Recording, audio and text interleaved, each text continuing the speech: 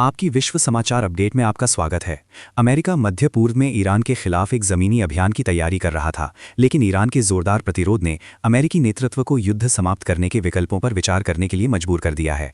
America Israel के सैन्य अभियान ने गंभीर मध्य पूर्व और वैश्विक ऊर्जा संकट को जन्म दिया है। अमेरिका अपने सहयोगियों से अपेक्षित समर्थन पाने में विफल रहा, यहाँ तक कि ब्रिटेन पर अपर्याप्त सहयोग का आरोप लगाया गया।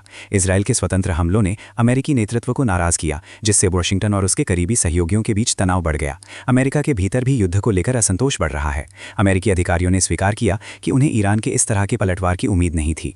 ईरान ने कम लागत वाले शाहिद यूएवी और क्लस्टर वॉरहेड वाले बैलिस्टिक मिसाइलों का प्रभावी ढंग से उपयोग किया है, जिससे अमेरिकी और इजरायली वायु रक्षा प्रणालियों को मुश्किल हुई है। तेहरान ने इजरायल और खाड़ी देशों पर 3000 से अधिक मिसाइलें और यूएवी दागे हैं। ईरान का शासन विफल नहीं हुआ, बल्कि अली खामेनेई की जगह अधिक कट्टरपंथी नेताओं ने ली है। अमेरिकी और इजरायली हवाई हमलों ने ईरान की वायु रक्षा को कमजोर किया है, लेकिन जमीनी अभियान के बिना राजनीतिक स्थिति में बदलाव लाना मुश्किल है। ईरान का क्षेत्र इराक से 4 गुना बड़ा और आबादी 3 गुना अधिक है। साथ ही इसका पहाड़ी इलाका त्वरित जीत को असंभव बनाता है। तेहरान 11 मिलियन तक सैनिकों को जुटा सकता है, जिसके लिए अमेरिका को अनुमानित 1 मिलियन सैनिकों की आवश्यकता होगी, जो वर्तमान में उपलब्ध नहीं है। अमेरिका का कुर्दिश बलों और कुछ मध्य पूर्वी देशों के साथ गठबंधन बनाने का प्रयास भी विफल रहा है।